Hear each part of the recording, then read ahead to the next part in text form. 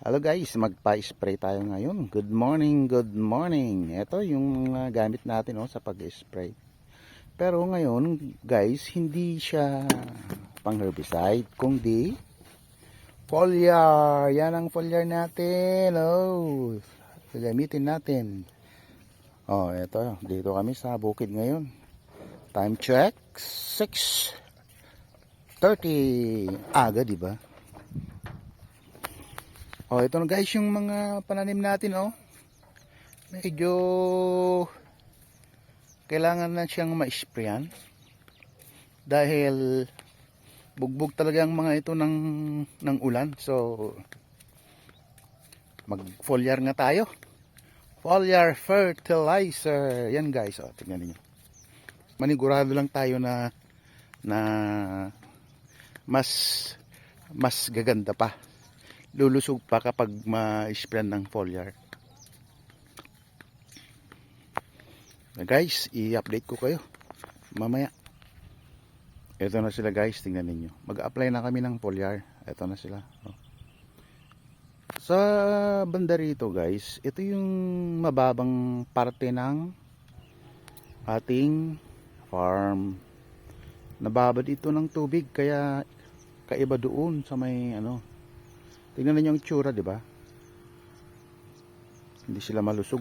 So talaga kailangan nila ng foliar fertilizer. Tingnan niyo ang nangyari di bang liliit pa, samantalang yung mga kasama nila doon is malalaki na sila.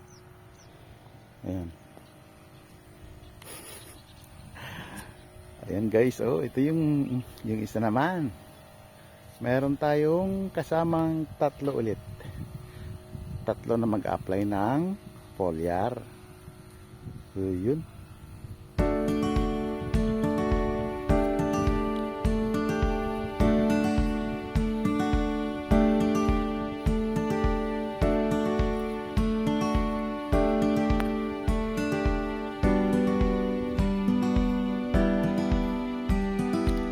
High-tech na ngayon guys, pati spray. Yung mga spray nila is hindi na siya chargeable na yun guys. Motor ang papagaan.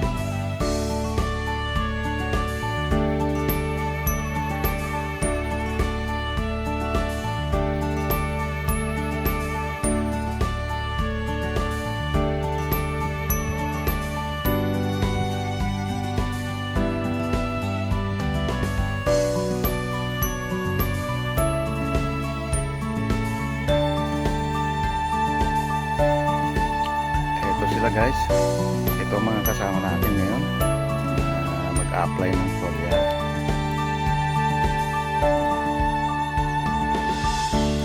Grabe yung nangyari sa mais natin sa banda rito guys. Yellowish na sila so kailangan na mag-treat ito para gumanda naman.